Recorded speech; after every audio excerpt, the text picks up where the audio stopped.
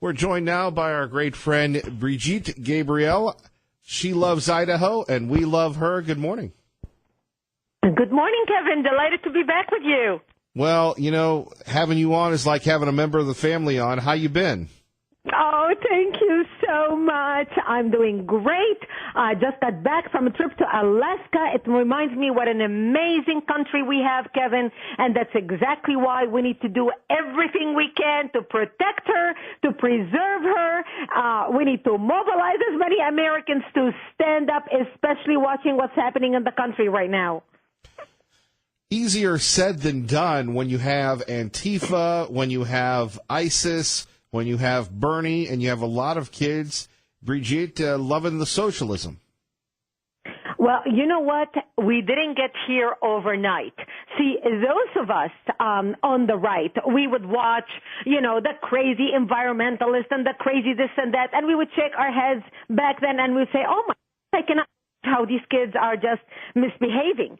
Well, today we end up with socialism and fascism because it's been brewing for years, but it's about time we start waking up. And remember, they say the squeaky wheel gets the oil. The only reason we are seeing the Antifa and these people, not because they are a majority, but because they are the ones who show up and break windows and cause riots and cause mayhem, while the majority of good-hearted Americans are sitting on the sidelines shaking their heads and saying, but I do vote and I'm going to vote. Well, you know what? The election of President Trump was a great example of the heart and soul of this country coming together and saying enough is enough. The giant is awakened. And right now, with my book, with my new book, Rise, I titled it Rise because I want to show our people, our base, what we can do to become mobilized and organized. The left is mobilized. The left is organized. Our people are educated, but they need something. And that's why, we just have to mobilize our base. So, Brigitte, let's talk a little bit about the state of the nation here. We've got folks coming after the president, making all these allegations. Your thoughts on what we can do to help the president? Do you believe that he's in danger of getting impeached? I don't believe he is in danger of getting impeached right now. Listen, the Mueller investigation, they are grabbing at straw. They obviously can see that there is no Russia collusion, delusion, the whole nonsense that they've been going after, wasting taxpayer dollars, for a year and a half trying to go after the president. Manafort was basically their winning prize. I feel so sorry for Manafort. His only crime was that he was just worked for the Trump administration for 100 days. When you look at what other people are doing. Look, we just had a compound in New Mexico where a man training 10 children, living in squalor, training them to shoot children, not to shoot schools. Not only he trained children to shoot schools, but he killed his own child in some religious ritual. This man gets off on bail with his 3 wives. One of them is illegal in the country for 20 years, and someone like Paul Manafort right now is going to jail. I mean, where is justice? So obviously we have double standards in this country. The president is doing a good job. The American people see that he is doing a good job. And, we'll see what transpires. And the midterm election are going to be a huge statement for our country, where the country goes and whether we elect people to stand with strong America, secure America, or we elect people who stand with open borders and MS-13 thugs roaming our streets. Brigitte, let's talk a little bit about how safe we are. Are we safer today than we were under Obama? We are safer today than we were under Obama, but we are still not as safe as we should be. I discuss in my book chapter after chapter about, I'll give you a perfect example, the TSA. Of all the people, of all the organizations that we set up as a part of Department of Homeland Security, TSA is the only one that every American person who travels will have to come in touch with because they are at the airports and we have to travel. TSA has a failure rate of 95%. 95% failure rate in detecting explosives. To give you an idea, we spent over $2.1 billion from 2008 through 2017 on scanners that the TSA said would provide, quote, the most effective and least intrusive way to check travelers for weapons. The TSA now, Kevin, is using 793 useless full-body scanners funded by you at 157 airports as a part of their continued, what I call, quote, we've got you covered theater. And you know what? You can smuggle a gun through these machines if you put the gun sideways on your leg. You know those machines you stand up and you raise your hands over your head and they twirl around and, you know, now you're safe when you cross. If you put a gun on the side of your leg, you can go through these machines. The TSA knows this, and this is why they say, okay, we're only going to screen every fifth person, you know, pat them down to show the public that there are other ways of detecting explosives. This is nothing but theater. The information I reveal in my book, Rise, is so explosive, it's going to stun you. But the good news is not only I give examples of what's happening in our country, from TSA to immigration to the lamestream media to what I call Operation Indoctrination, which is what's happening, the brainwashing in our schools, to how the left and the Islamists now are coming together. I call it the Leftist Islamist Coalition. Not only I give information about them, but at the end of every chapter, I have a Rise Up and Act section where I give you 3 things you can do under 10 minutes to make a difference for the country. And that's why this book is a must-read. It is vital information. We, the American public, must come together, be informed about our power as constituents and our power as citizens of this country to be able to impact change legislatively and on every level in our country. All right, our great friend Brigitte Gabriel joining us, Rise in Defense of Judeo-Christian Values and Freedom. Let's get in depth here. This book coming out September 11th. How in danger are the Judeo-Christian values that created America? They are in danger. I mean, look, when we have people, you can't even have, say, Mary, right now, you cannot say Christmas holiday at schools across the nation. Now it's called winter holiday. Thank God for President Trump, who brought it back to be fashionable to say Merry Christmas. Under President Obama, if you say Merry Christmas to anybody, they give you a dirty look. I remember going to stores, Kevin, and arguing with the people at the stores where they would hand me, after I would pay for my, shopping for my Christmas list, they would say Happy Holidays. I cannot tell you, I would walk out of stores, leave my bag on the counter, call the manager, and make a big scene, and I say, I am here shopping for Christmas. If it wasn't for Christmas, I'm not doing this shopping at your store, and if you're not going to tell me Merry Christmas when I'm leaving, then you don't deserve my business. Finally, we have a president who is strong enough to say Merry Christmas. Our Judeo-Christian values is what founded Western civilization. It is the bedrock of Western civilization. And even if you do not want to call them Christian principles, even if you want to call them Western principles, we raise our children teaching them, do not lie, Johnny, do not steal, do not kill, treat others the way you want to be treated. These are universal Western values. And these are the values right now that are being eroded. Right now, we have thugs like Antifa. We have thugs roaming our streets. Our children feel, it's okay if I lie. It doesn't matter. It's okay if I steal. That doesn't really matter. Antifa believes we can kill somebody. We can harm somebody. They don't count if they don't subscribe to our ideology and the way we view America. Our country is deteriorating before our own eyes. And those principles that made America great, the Western principles, the American principles, the Judeo-Christian principles, are now under assault, and they have been under assault for years. That's why, whether you are a practicing Christian or not, whether you are a practicing Jew or not, if you subscribe to American values, you need to stand up and defend these American values. They are our Judeo-Christian values, and they need to be protected to ensure that we pass the America that we know and love and preserve it in the image of our founding fathers and pass it to our future generations. We owe them that much. Indeed, of course, it is endangered. What do you make? How do we stop the indoctrination of the kids? Well, become involved in the schools. Attend the PTA meeting. Because if you are a parent, volunteer at your schools, at your child's schools. Monitor the textbook the kids are reading. We have groups with our Act for America, my organization, Act for America Nationwide.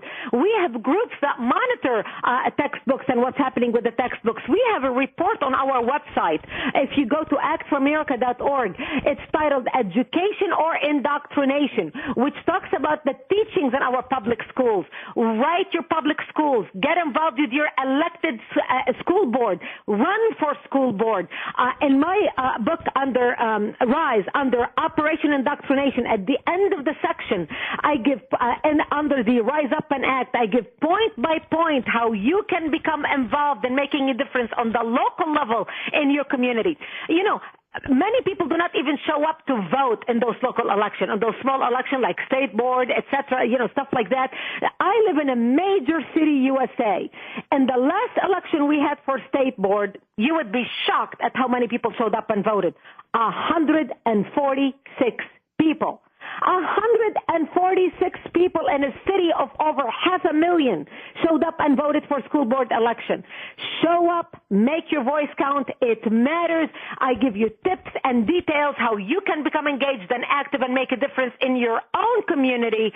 Get involved. The book is available on Amazon, Rise, and you can also go to our website, Act for America. Get the book today. It's a must-read for every parent in the United States. And finally, your thoughts on Idaho. I love Idaho. I have to make a confession. I made it to Jackson Hole, Wyoming 2 weeks ago, and I wanted so badly to drive to Idaho, just to drive to Idaho. Go to Idaho Falls from Jackson Hole. It's so close. I could not make it because I had to go to Alaska from there, but I cannot wait until I come back next year. I love the people of Idaho. I love the beauty of Idaho. You guys are the best kept secret. Brigitte, you take care now.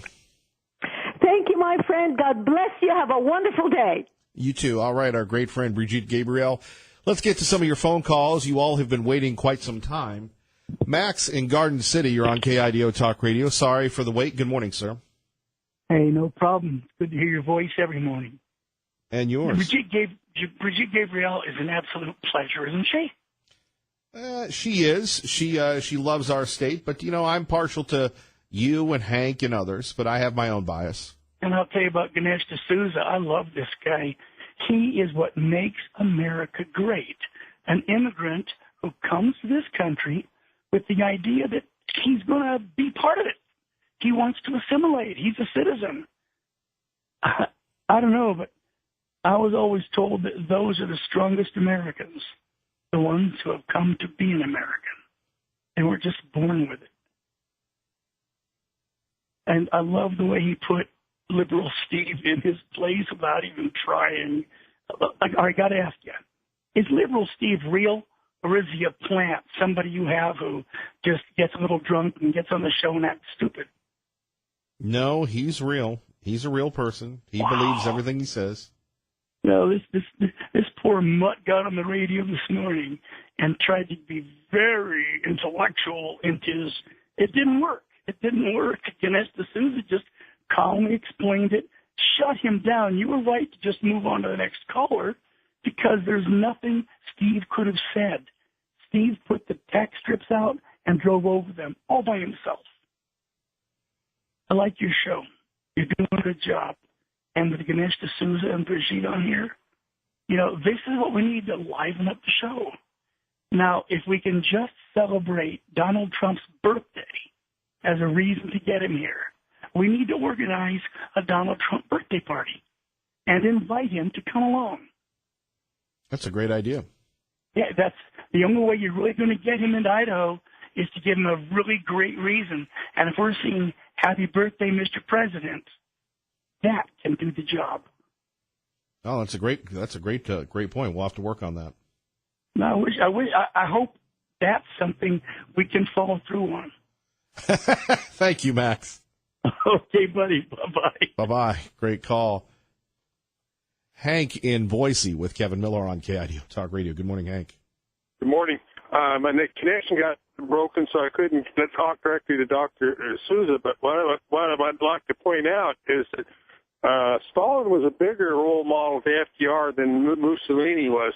In other words, FDR's freedom from want speech, what he called the New Bill of Rights, right to a job, right to health care, these were all lifted from the Bill of Rights of the 1936 Soviet Constitution. And Soviet central planning had a lot of influence with FDR and his vice, particularly Rex Tugwell. Tugwell, Henry Wallace, other key figures in the administration thought that the Soviet central planning of the 5-year plans was something that America should emulate. And FDR was never afraid of Soviet espionage or infiltration. This is why Lachlan Carey, who was his chief of staff, was not only a communist but a Soviet agent who was working as FDR's chief of staff and key people such as Harry Dexter White of Treasury.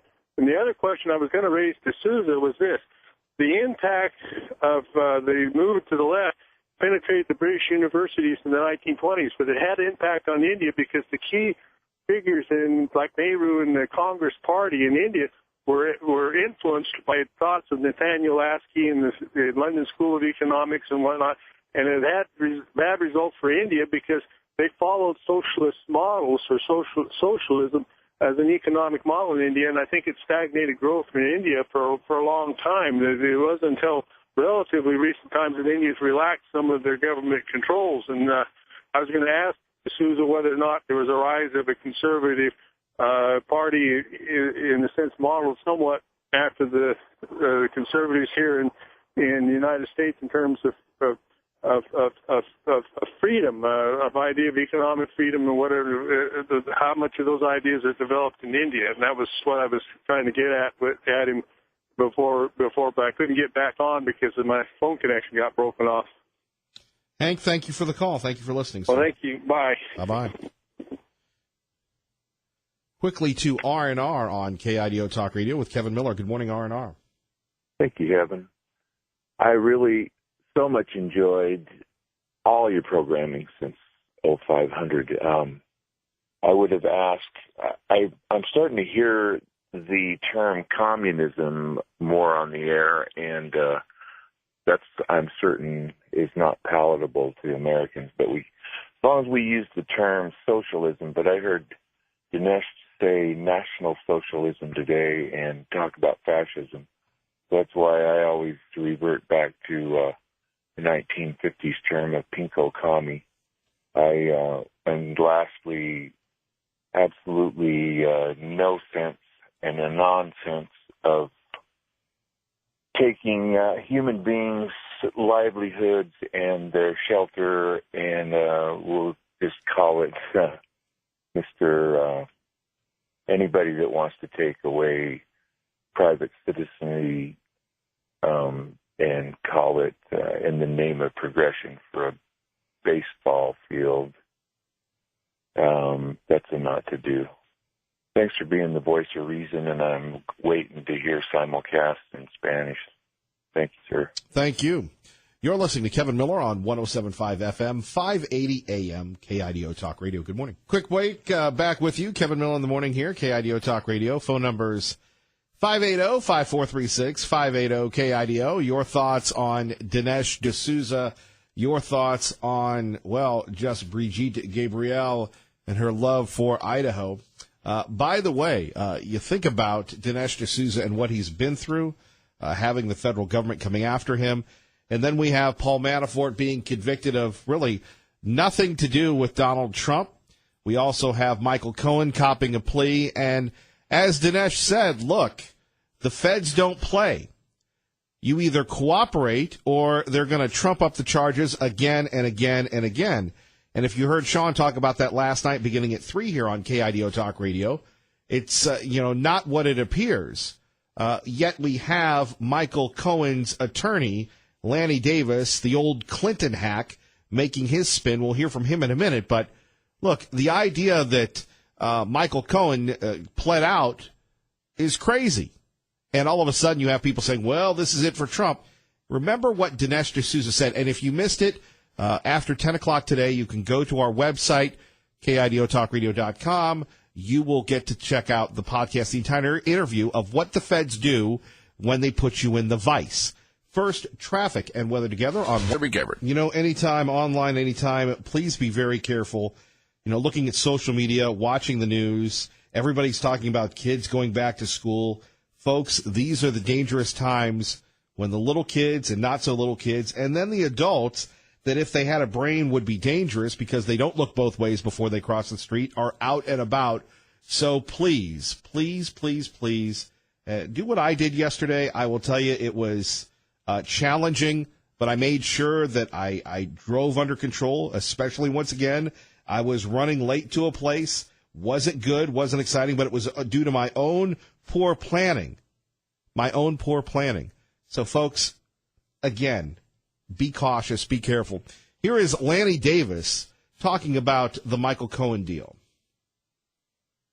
Person sometimes acts mentally scary. He certainly doesn't care about the truth. He has Giuliani saying truth is not always truth. And Mr. Trump lies and doesn't care he lies, knows his supporters, some of them, know that he's lying, and they don't care. And that's very, very dangerous, as Michael Cohen and many other people see. Right, Michael Cohen, the John Dean of 2018. Of course, Dean was the man who plotted along with the others, and then all of a sudden didn't want to take the fall for his own actions and flipped and turned into a rat on Nixon. Now, again, Lanny Davis should know about character or lack thereof. He worked for Bill Clinton, and if you just take out Donald Trump and put in Bill Clinton, I think it's a much more accurate assessment of where we were politically then.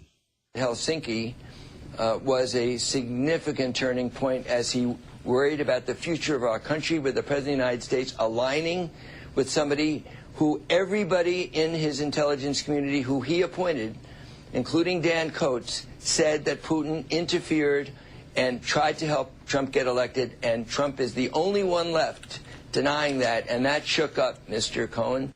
Right, exactly. Mr. Cohen's a good boy and everything else. It's Trump that's the bad guy, right? Like Dinesh said earlier today, it wasn't Donald Trump that said to Medvedev, hey, let me cut you a deal. Let me cut you a deal on this. Mike Tracy joins us now on KIDO Talk Radio with Kevin Miller. Good morning, Mike. Good morning, Kevin. Lanny Davis was dead wrong. Alan Dershowitz, who wrote the book, the reason not to impeach Trump, or something to that effect. And everybody knows that Alan Dershowitz is a Democrat, did not support Trump, and is a very respected attorney, retired, a professor emeritus of Harvard Law. One of the most respected attorneys in the United States of America said Lanny Davis was dead wrong. Even if Trump gave money to these women and paid them to be quiet, he did not break any campaign election laws. But he said we're a long ways from that because there's a tremendous number of other hurdles under campaign finance laws. And, the Democrats are going to make a lot of noise about it. But he said, my good friend Lanny Davis, now this is Dershowitz words this morning, just a few minutes ago, said, my good friend Lanny Davis knows better. And he said, there is no crime here. And even if they've got a recording, he said, there is no crime here. And he said, campaign election laws are broken all the time. Dershowitz mentioned that Obama accepted $2 million in inappropriate campaign contributions and had to pay $300,000 in fines to the Federal Election Commission. So campaign finance laws are broken all the time by presidential candidates, sometimes knowingly, sometimes unknowingly, and it happens all the time. But they are not crimes, and generally they're not even civil cases in any way, shape, or form. So Lanny Davis was dead wrong. Mike Tracy, thank you, sir. Thank you, Kevin. Appreciate you listening. Our great friend Mike Tracy. You're listening to Kevin Miller on KIDO Talk Radio. Good morning, Doug. Good morning, Kevin. KIDO Talk Radio, Kevin Miller in the morning, joined by Kevin Skidmore of the Boise Church of Christ. Kevin, good morning. Good morning, Kevin. Good to have you here on KIDO Talk Radio. So you find yourself usually talking about faith, family, freedom, religion, salvation. Yes. Now, all of a sudden, with a land dispute. Yeah, I am a spokesman for that. That's not the area of my expertise. It's not where I want to be involved. I want to be involved in people's lives, helping change hearts and minds and bringing them closer to the kingdom of God. But this is now in the forefront of the news, primarily because Boise State University has brought it there. They brought an eminent domain lawsuit against, which has been rescinded. But there are a variety of reasons why they rescinded it. But it was in the newspaper, it's been on radio, it's been on television, and we just simply need to respond to that. We're not seeking publicity, but we are looking to respond to a lot of the misinformation that's out there, primarily because it's been perpetrated by the legal team with Boise State. Not Boise State themselves, but the legal team. The people they hire. The people they hired, and there's a lot of misrepresentation of information that's out there. Well, look, we don't really deal in facts with this program, but we deal we do deal with what is right. And before we get started on this dispute, I'd like to give you a chance because our friend Nate the other day said to me, I really appreciate that you talk about faith and God on this program. So, what would can you give us a sense? We always say this to our political guests, but spiritually, where are we at today? Oh, you mean as a nation in Boise proper, Treasure Valley? Treasure Valley, as far as God and faith and family freedom? I think there's a growing revival that is just beginning to take place. I really see the beginnings of people are sincerely asking questions that need to be asked, looking intelligently at the evidences. Is there a God? Is it the God of the Bible? Is Jesus Christ really the Son of God? We're evaluating that fresh. This new generation coming up is asking some of the best questions. They're asking the right questions, and I believe that we're at the beginning stages of a revival, and I like to kind of catch that wave and be a part of that process. And that's why we're on Boise State University campus. That's what the campus ministry started back in the 1970s. We built this building 1 block from campus, and we're only 1 block from the blue turf. Right. And we had to have a parking lot right across the street from that in order to service our students and the community, to have a campus ministry and a ministry to the community as well. And the city said we had to have so many parking places. We purchased the land for that. The code demands for us to be, if you want to call it in business, it's a ministry. For us to continue ministry to the students, we have to have a certain number of parking spaces. So that's what's at issue with this, is the permanence of our parking, because right now we have that. Take that away, we don't have the permanence. Indeed, and we'll get to the parking in a minute. Right.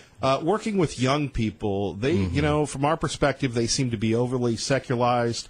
You've got some of these millennials that have an agnostic view of the world. Culturally, they're in trouble, but having that outreach at Boise State's campus, are there good stories to tell? And are you optimistic about the next generation that will embrace Christ, that will embrace God, that will see the light?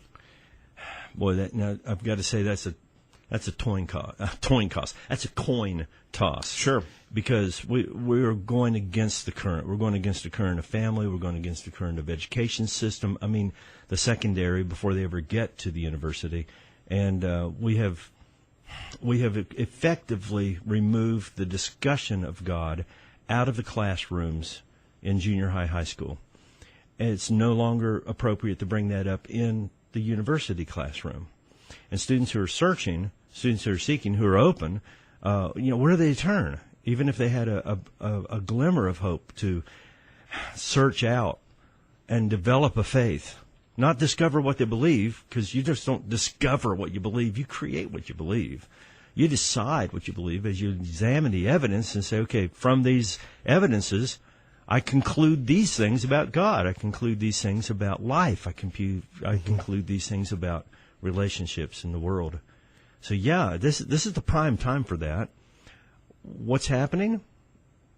Where I see it going, I do think we're at, as I said, the beginning of a wave where students are genuinely wanting to discuss the issues.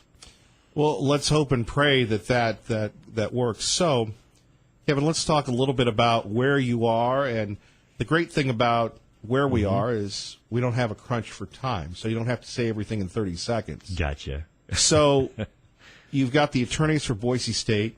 You've got Boise State, and let's face it, finding anybody that will go against Boise State in this town, even if they happen to be wrong, is very difficult. Just because they're very powerful, very popular. We get that. They want this land. Yes. And here you are, kind of, I'm here for the flock. Now all of a sudden you're a valet. Take us inside. Take us inside your world, sir. Oh boy. Well, let's see if we can drive this a little further. Well, you're a talented guy. I think you can figure it out. We'll see. Okay. When Boise State University first approached the board of the Biblical Study Center, we want this land. Let's talk about it. And they made certain offers. We responded to their offers. We were in negotiation with them. Then suddenly we received this notice that there's a lawsuit filed with eminent domain. We already knew we were moving toward eminent domain. That part didn't surprise us. When it happened and how it happened surprised us. We had 20 days to respond. We thought we were still in good faith negotiations. The legal team had moved ahead of what Boise State thought, apparently. That's what they told us. So we had to respond to that. Sure, and these aren't your words. These are mine. They were either complicit or incompetent, not knowing what their legal team was doing. My own opinion. And we'll leave it in your opinion, Kevin. I'm going to say that that would be Kevin Miller, not Kevin Skidmore. Kevin Skidmore, right. Yes. Let's not confuse our Kevins here, although we may already be confused. Sure. And so what we find ourselves doing is backpedaling with them, saying, wait a minute, here's the eminent domain suit, and none of what we've negotiated is in the suit. I mean, it's not even close. And so since that time, that's been rescinded. It's no longer on the table. Any element on this could be brought back in the future eminent domain suit, but neither the parking places that we need in long-term parking, nor the fair compensation of the land, nor the damages to our ministry and our building are being considered. Not to mention the other businesses that are using our parking spaces to meet their compliance issues with the city. Some of the businesses that are right close to our center, we're allowing them to use parking spaces as a good neighbor to meet their compliance issues with the city planning and zoning. So what do we do with that? We have to respond, and they've brought it to the public for whatever reason. It's been leaked into. It came out in the open, so they had to discuss it. Don't know what happened and all that.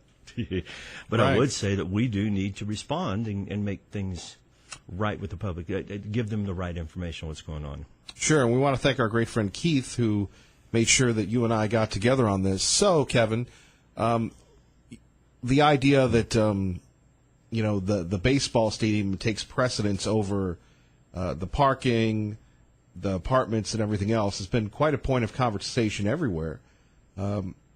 Is there a solution that you can see out of this? And hopefully, maybe the attorneys that they're hired at Boise State, maybe they're competent enough to be listening to this program and listening to you right now to come up with a solution, because it's not like this is a talk radio thing. Right. You want to get along. You want to be a good neighbor. You've been a good neighbor. So what would be a solution, sir? Well, let me say first off, I have not been in any of the negotiations personally. I am a member of the board. I teach at the Biblical Study Center. I'm an evangelist with the Boise Church of Christ. And so for that reason, I'm sort of the face to the issues. But I'm very aware of, and I've got a little bit of real estate background, so I'm very aware of the eminent domain issues. They're having a baseball stadium. They have need for parking for that, and expanded parking for their students. Understand that. They're going to take our parking lot and build a parking garage. Or at least that's the present statement for that. It's going to be involved with their baseball stadium. Kevin, just as a side note, find me anywhere in the country where a university has developed a baseball program that has actually produced income for the university. It's been a money loser across the board.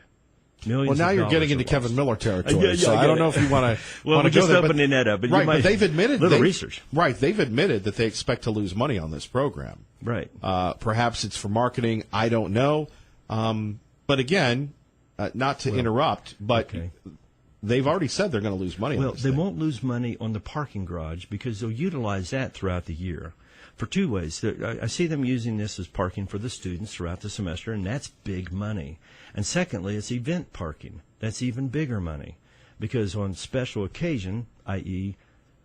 football games, those spaces are going to be rented out like the parking garages and all the rest, and all the other special events, they'll be able to rent them out at a much higher rate than what they get in the regular parking, alongside what they're taking from the students for parking, which, by the way, I believe is outrageous. Even the faculty have to pay for the parking at the university. Most universities provide for their faculty, and I'm speaking as a faculty member now at Boise State as well. You which might is- not be a faculty member if you're speaking your mind so much I don't here. see that happening. I'm not an adversary. I'm just simply saying here's what's happening. And as the evangelist, I'm speaking more on behalf of the Boise Church of Christ. But this is all coming from me as well. I mean, I have no problem with the truth here. I'm good. I got it.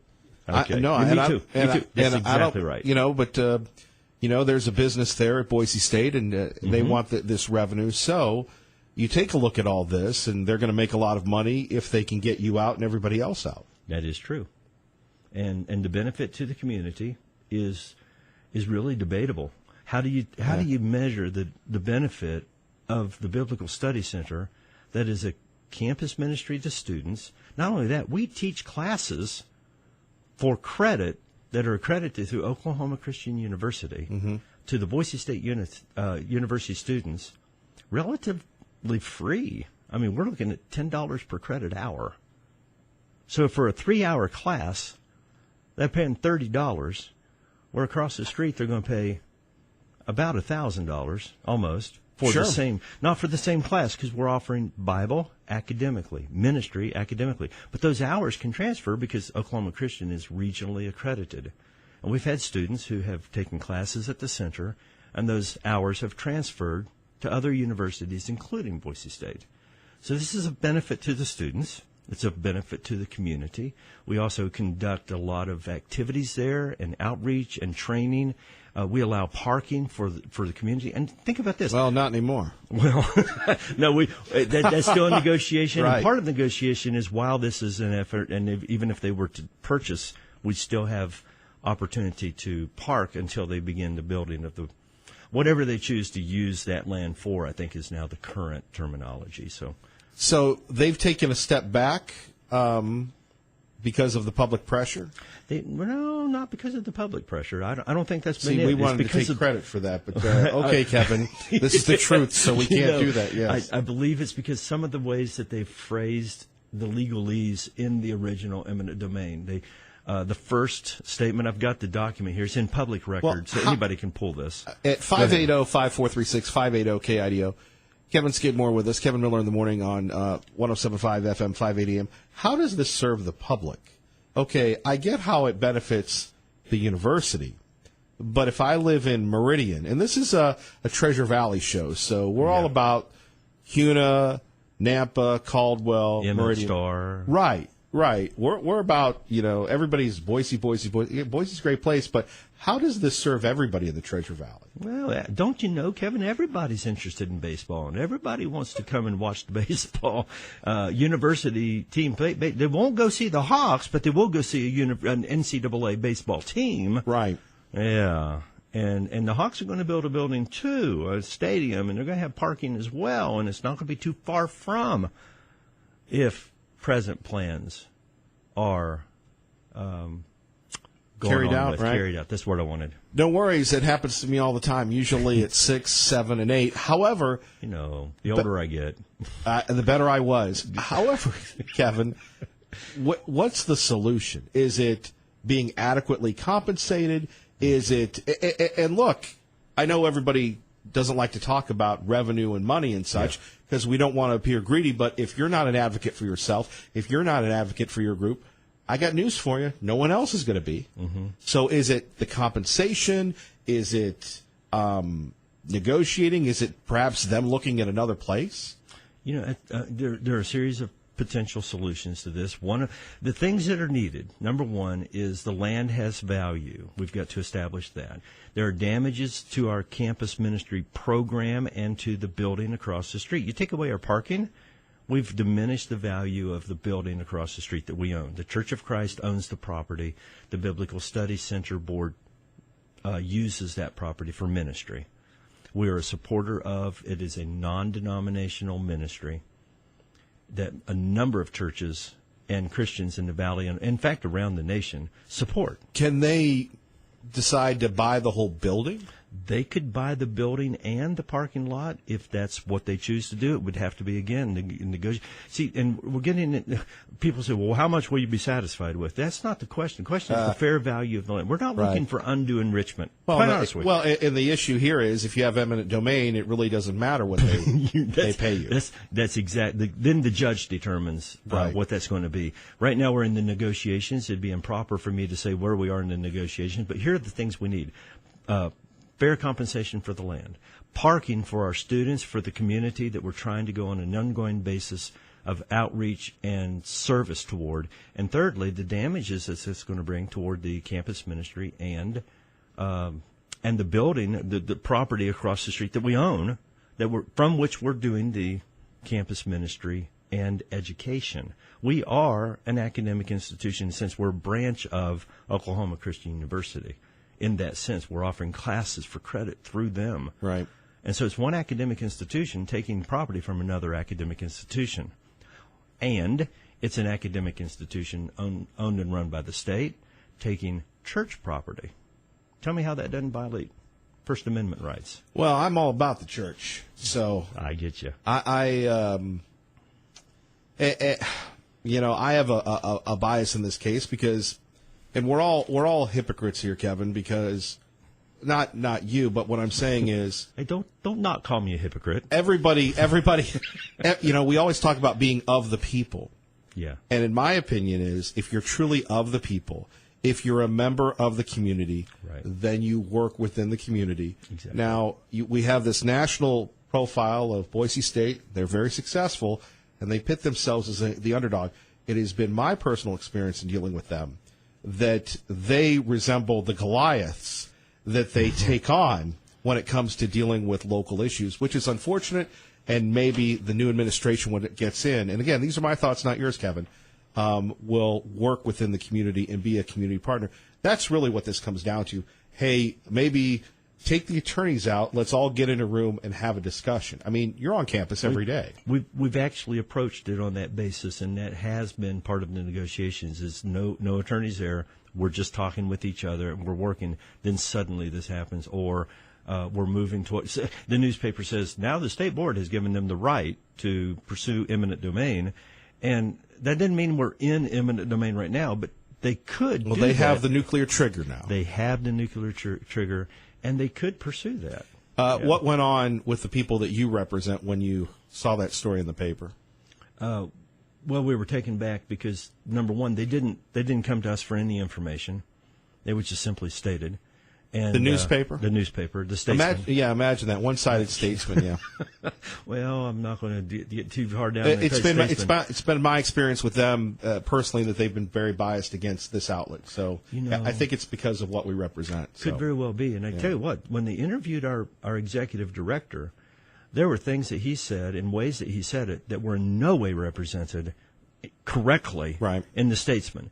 Totally taken out of context, and he was made to say things that he really didn't say, because when you take a statement out of context and tie them together with other statements out of context, you can make a person say anything. Well, that's the value of the written word versus the spoken word. Kevin, we've got 30 seconds left. Anything else you would like to share with us? We'd love to have you back. You call anytime. I appreciate you coming in. I appreciate that. You can call in at 6:05 and give us updates, whatever you need to do, sir. So please, anything you'd like to share with us right now. Again, I got to say, I appreciate you having me in. We haven't sought the publicity, but we're not going to run from it. We haven't sought an adversarial relationship with Boise State. We won't run from that either. I mean, if that's where it comes to, we're ready to go there, but we don't want to go there. Is it a First Amendment issue? Yeah. We'll discover as this progresses. We will discover if it is, and if it is, then it may very well be a whole lot bigger than what we recognize that it is right now. And you say that with a smile. Kevin, we appreciate you. God bless. God bless you. Stan, our friend Keith, and keep the faith, brother. You too. Kevin Miller, KIDO Talk Radio.